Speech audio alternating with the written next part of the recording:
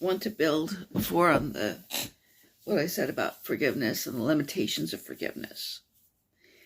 And I mentioned the Tate family and how they were unable to forgive those involved in the death of their daughter, of Sharon Tate. Daughter in the case of Paul and Doris Tate, sister in the case of Patti and Deborah Tate. Okay. Something that underlined this was in a scene, something that happened during one of the parole hearings for Patricia Krenwinkel. And, Patricia Krenwinkel was involved in both at the Tate house and at the La Bianca residence. At the Tate house, her involvement was in the stabbing of Abigail Folger. She chased Abigail Folger, stabbed her many times, probably over 20 times. The death blow may have been inflicted by Tex Watson, but most of the stab wounds that she received were from Patricia Krenwinkel. And the next night, she went out to the La Bianca residence, where, along with both Watson and Leslie Van Houten, she stabbed Rosemary La Bianca numerous times. And then she mutilated the corpse of Lino La Bianca with a carving fork and a steak knife. And she used his blood to write slogans and words on the refrigerator and on the walls of the residence. So her involvement in these murders was pretty heavy. And, but anyway, I do believe that she is now remorseful, that she's been remorseful for many years.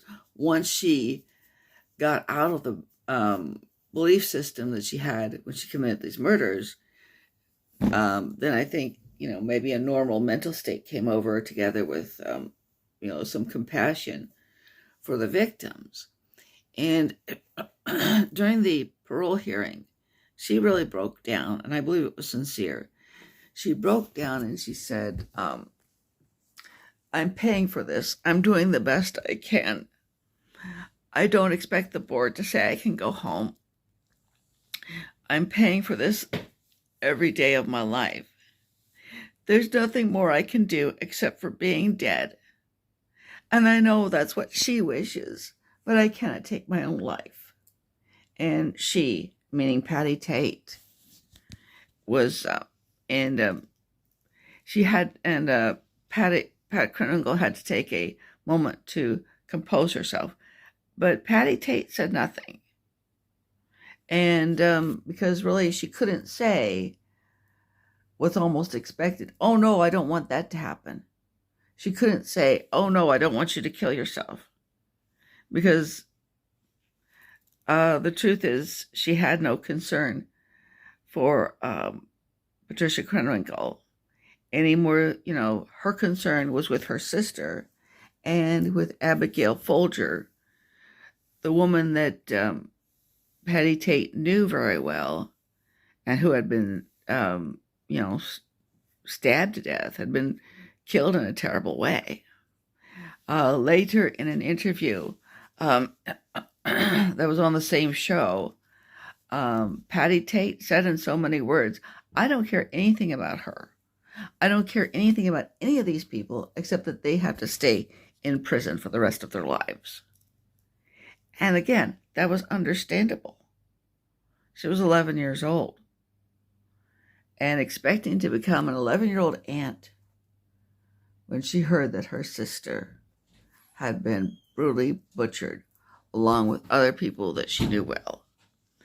And somebody she didn't know, Stephen Parent. Okay, and again, I'm just underlining, to forgive is divine, but we're not divine. And, a character in a Pearl Buck story says not to forgive is a terrible thing.